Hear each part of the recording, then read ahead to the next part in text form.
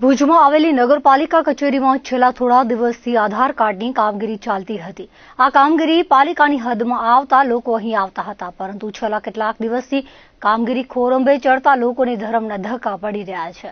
મળતી વિગતો મુજબ આધાર કાર્ડની કામગીરી જ્યારથી ચાલુ કરાઈ છે ત્યારથી લોકો ભારે હાલાકી ભોગવી રહ્યા છે। એક તો કામગીરી ધીમી થાય છે, તેમાં વચ્ચે સર્વર ડાઉન હોવાનું કહેવામાં આવે છે, જેથી લોકોને ગરમીમાં સેકાવાની નોબત આવી છે। છેલ્લા 3 દિવસથી કામગીરી સંપૂર્ણપણે બંધ થઈ છે। 3 ઓપરેટર કામ કરે છે, તેની આઈડી બંધ થઈ ગઈ છે। જ્યારે આઈડી ચાલુ થશે ત્યારબાદ જ કામગીરી ચાલુ થશે તેવું લોકોને જણાવવામાં આવી રહ્યું છે।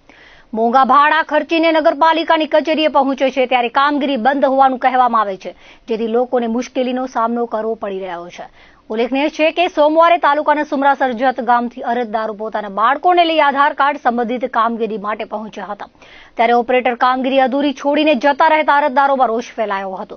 ધરમનો ધક્કો થતા રોષે ભરાયેલા અરજદારો કલેક્ટર કચેરીએ રજૂઆત કરવા પહોંચ્યા હતા।